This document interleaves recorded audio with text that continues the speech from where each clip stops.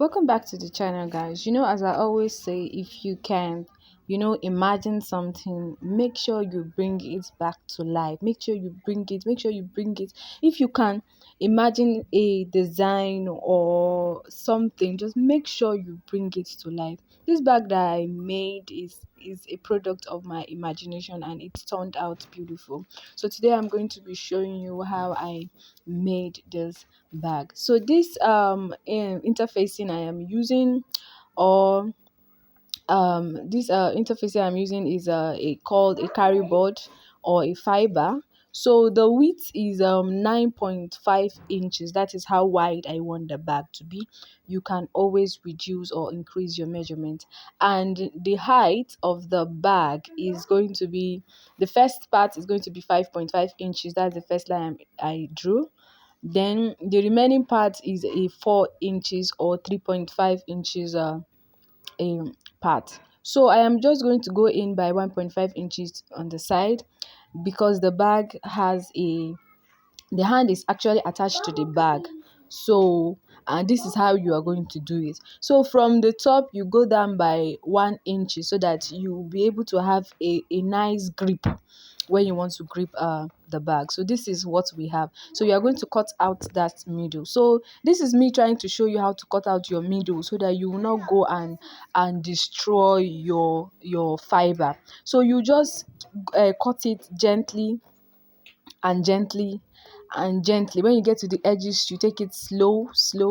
But if you have a knife, you could use a knife. But if you don't have a knife, just like me, you could just use your scissors and just cut it gently to you totally cut it off. I have a similar video where I made a shoulder bag that has this kind of a thing, but it's round. So I'll put that link in the description box, so that you'll be able to see and know how to make bags that their handle are attached to the main body. So you just go ahead and cut out the two bodies, then you go and start working on cutting on the inner part. Now when you are cutting on the inner part, you are going to cut it in two parts. The handle part is going to be different and the body part is going to be different. This is because I want the bag to have a zipper. Now for the handle part, you are going to cut the body part as 9.5 inches by 5.5 inches. Then you are going to cut the handle part. You are going to add half inches to the bottom. Now it is that half inches you are going to use to overlap. Now after you've done that, I have already cut out my sides and I have gone ahead to cover everything. So I have other tutorials on the channel. I'll put the link so that you'll be able to watch and see how to make other professional bags. So now it is stitching time. So what you are going to go ahead and start doing is, if your sewing machine could do this, you could just sew it all around like this. While stitching, my sewing machine started to give me issues, so it was not neat, honestly. So you sew the top of the side, and then you stitch the bottom and the side together like this. So after stitching, this is what you have, and it is coming together already. This is actually lovely, honestly. I was now regretting why I didn't use black leather for this project, because it came out beautiful. But I just decided to just to just go along with it, because the ankara I wanted to use has a touch of yellow, so I decided to use a yellow fabric. So this zip I have is not all the way to the end. Remember, at the wideness of our bag is a 9.5 inches, so I removed 1 inches from, I think, 1.5 inches. The total width of the zip is 7.5 inches. Now what you are going to go and do is secure one end. I have a purse that I made, that I use this technique while making the zip. So I'm going to put that link as well in the description box, so that you go and see how to pipe the one edge of your zip. So after I pipe the edge, I wanted to use a leather, but I realized the color was not matching, so I decided to use an ankara instead. The ankara I'm using as the inner lining instead. So after that, you just go ahead and stitch it, and you top stitch. Just like I said, I am going to put the link of that post that I used the same pattern of zipper for. So thank you guys for tuning into the channel once again. If you are a returning subscriber, thank you for always coming back. If you are just tuning into the channel for the very first time, please do it to click on the subscribe button and also the notification bell so that you get notified whenever I post a new tutorials. So as you can see what I am doing, I like doing this so that I will not make mistake when sewing my bag. So it is very, very essential as a beginner. You should bring your front and the inner pattern together so that you'll be able to know where you are stitching on. So this is me trying to look for the middle. Since it is 9.5, it means the middle will be around 4 3/4. So I am looking for the middle on the both fabric.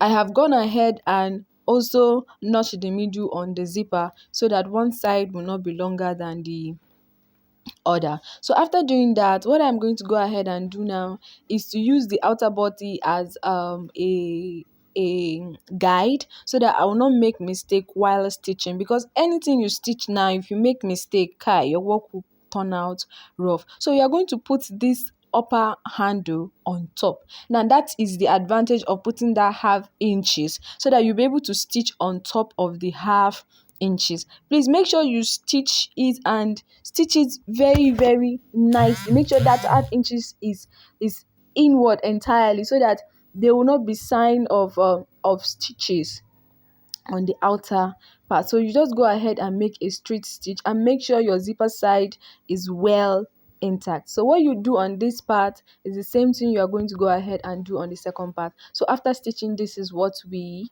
got. You see our work is nice and lovely and our bag is coming together. So the last but not the least is to just go ahead and start attaching the side. Since we are using a chipboard as our lining face, it will be very, very easy to fold the chipboard and it will not the shape. So while you are stitching it, just fold the chipboard or shift it anywhere you are supposed to shift it, then you make your stitches. Remember how I like doing my stitches: two sides first, then the bottom. This is very, very essential so that your bag will not lose shape or deform. So after I finish stitching, you see our bag is lovely already. Oh, it's so beautiful. So the next thing to do is to just go ahead and rub a magnificent amount of gum on the two parts, both the outer part and the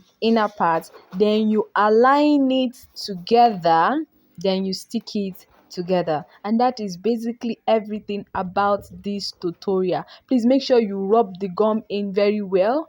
If there is any places that need extra gum, add gum. And this is basically everything about this tutorial. Thank you guys for tuning into the channel once again. Thank you for always coming back. Thank you for your likes, your support. Thank you for watching my tutorial. Please do well to click on the subscribe button if you've not, so that we could grow this channel together and so that you'll be able to learn many more amazing bags.